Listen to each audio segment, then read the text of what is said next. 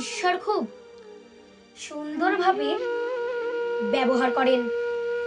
যেমন মেঘ ভেঙে বৃষ্টি, মাটি ভেঙে চাষের জমি, আর বীজ ভেঙে নতুন চারা গাছের জন্ম হয়।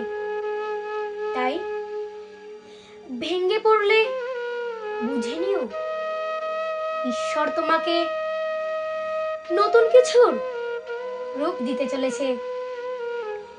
এবার আমার প্রশ্ন, কিভাবে নলখাগড়ার ডাল যদুবংশের ধ্বংসের অস্ত্র হয়েছিল?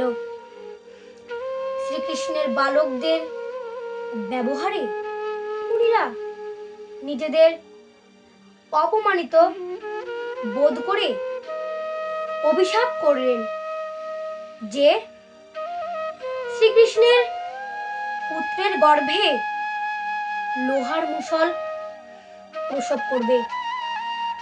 শাম্বর পেটে যখন লোহার মুষল প্রসব করলো, তখন অন্তর্যামী শ্রীকৃষ্ণ সব বুঝতে পেরে গিয়েছিলেন এবং তাদের উপদেশ দিয়েছিলেন যে এই মুষলটি তোমরা প্রভাস তীরে পাথরের সঙ্গে ঘষে ঘষে শেষ করে দাও।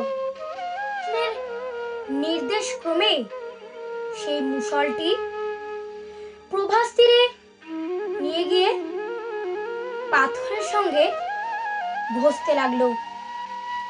এরপর একদিন তিনি যদুবালকগণকে নিয়ে প্রভাস তীরে বেড়াতে লাগলেন, আর সেখানেই একটি বিবাদের সৃষ্টি হলো।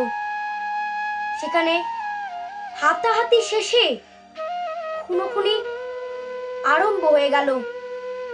হাতের কাছে কোনো অস্ত্র না পাওয়ায় আশ্চর্যের বিষয় যে নলখাগড়ার ডাল হাতে নিতেই লোহার মুষল আকার ধারণ করে। দেখতে দেখতে সেই লোহার মুষলটি যদুবংশের উপর ছড়িয়ে পড়ে এবং সবাই মারা যান। এই নলখাগড়ার বন গজিয়ে উঠেছিল সেই লোহার মুষলটির ছোট ছোট ঘষবার অংশ থেকে।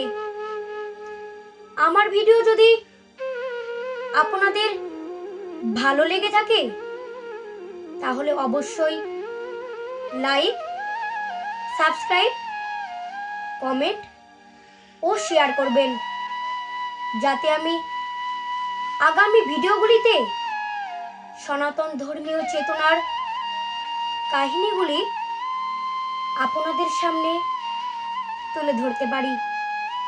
রাধে রাধে।